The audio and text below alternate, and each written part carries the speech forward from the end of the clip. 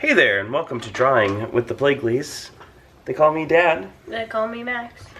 And once again, that cold, still not gone. Oh boy, friends, I'm sorry. So, or maybe you guys are into it. Maybe you like my rough voice. You know what? That got weird. I'm not gonna worry about that. So hey, Maxie, who are we drawing today? Withered Blue. Withered Blue, that's right.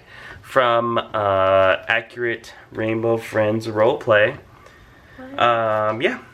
Thank you to Diane Foxington and Dad's Kitchen, as well as others who asked us to draw blue. This is just another fun version of blue. I don't know, I like this version. I'm going to pull up a reference image, which is just a screen capture I got from the game, and we can go ahead and get started. Not super different, you might say, from the other version. As some people were astute to point out, the version we drew last time was the version from Gmod. Just a version I found that I thought looked cool.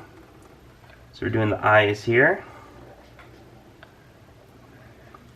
That's funny, I guess now that I think about it, technically neither version is from the original Roblox game, Rainbow Friends. They're both from, one's from Gmod and one's from Accurate Rainbow Friends roleplay.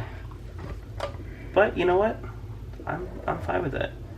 Our thing is drawing. If you don't appreciate those other games, you don't have to draw along with us. But hopefully you want to. Hopefully. All right. So we got the eyes. We got the mouth. Let's do the head here.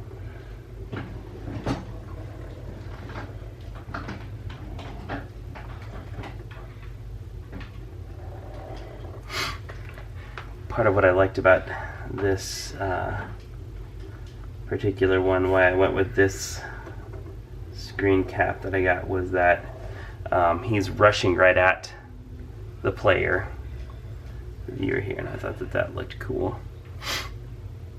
A little bit more menacing. If he is a withered version, and we do like withered versions on this channel, as I think we've proven by all of the withered foxies, withered chicas, withered everything's really that we've done. We are big fans of things being withered and falling apart. So we got one arm coming forward. I am going to move down the body here and do his leg. For the other one, part of what's going to make this look cool, friends, is you're going to have to do some foreshortening. So his arm is getting a lot closer to the viewer, so it's going to be, as you can see here, one arm's going to be really big, one arm's going to be fairly small, and that again is foreshortening. As things move closer to us, they get bigger, right? They also get less long as the more they're pointed at us, and that's what's going on with this guy. All right. So I'm going to do this other leg here. So again, one arm, big and close. This leg, though, is further away because of our guy running. So we do have arms out, coming at you, legs running. This looks great, dude. Awesome. Well, now here comes the fun, because we get to add the color and add that red and black eye. Well, yeah, this is going to be fun. Gosh, this guy is a quick draw. Well, Maxie, let's color.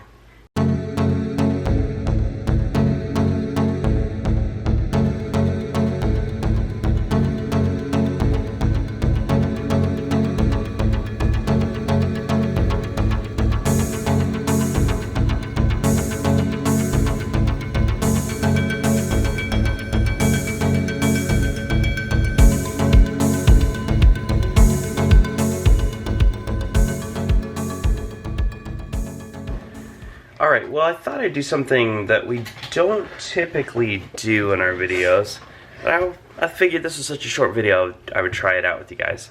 I'm going to show you guys, and Max as well, sort of the shading we do. So what we've done so far is we have gone over our drawings, we've inked them in with our Tombow watercolor markers, which is usually the first step just for filling in large areas that we do.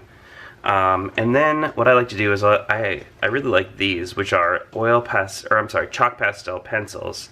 This is a Stabilo Carbothello, and I just start by holding it on its side and just starting to add a shadow in there.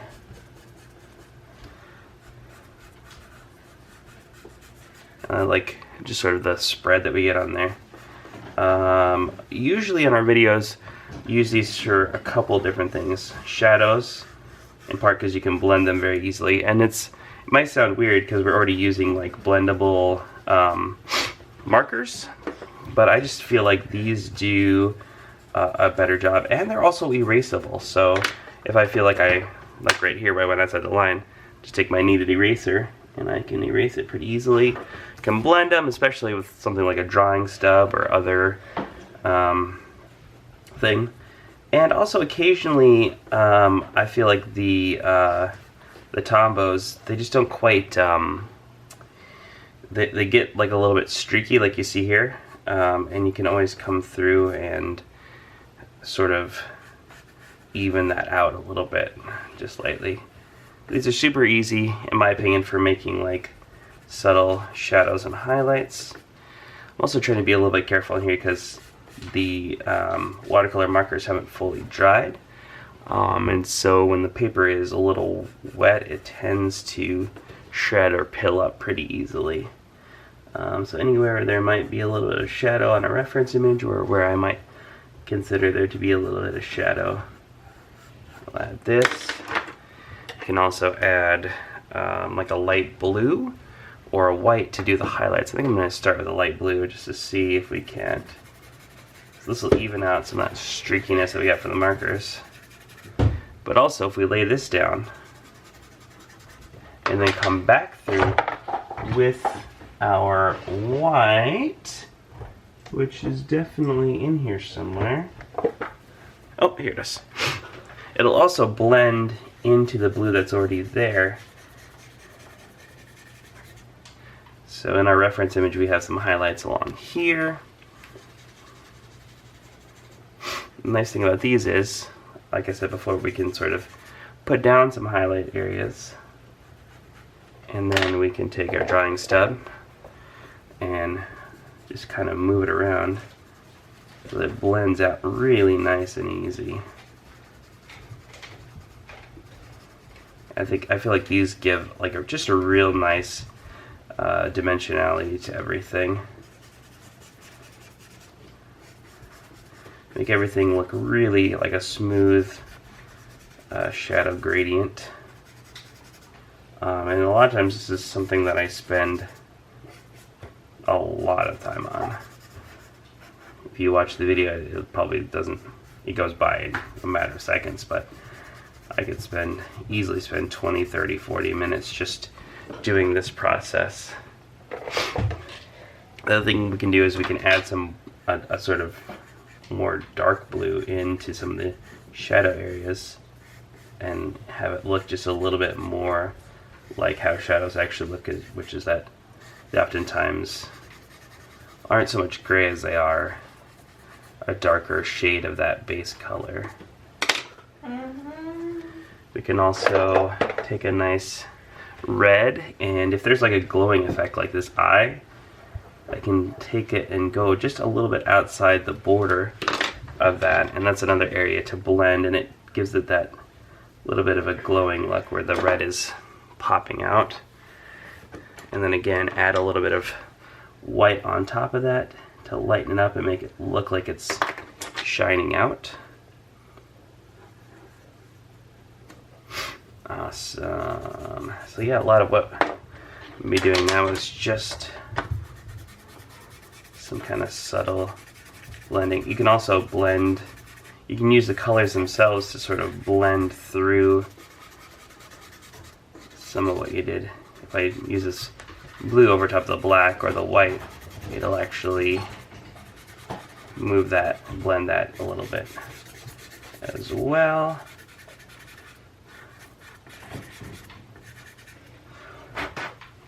So that is a part of the video that we usually blow through pretty quickly, because these are mostly videos about how to draw this versus how to color or do shading work. But I thought with this short of a video, why not give you guys a little something extra for all the money that you've paid us. You guys all paid for this, right? Har har har, just kidding. I mean, you paid for it by watching our ads, promoting us, giving us big thumbs up and all the love and comments, so don't feel like you owe us anything, but if you do feel like that, you can always send us money.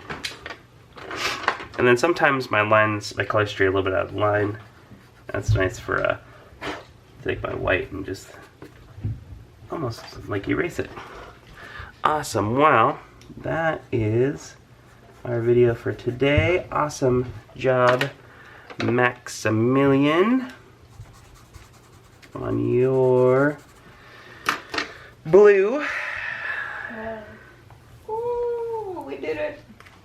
Nothing. We did it, says Charlie, who was I didn't do it. over to the side playing video games the whole time. We did it. Yes, indeed. Flawless victory, as they used to say in that video game that I liked. That's a Mortal Kombat reference. Anyway, that's it. Again, I won't make you guys watch me do all the little futzing, but if you guys want to see more of this process in upcoming videos, just let us know.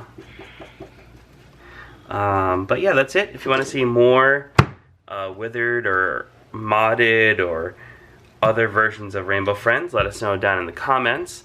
Also, let us know anything else you'd like to see. Until then, friends.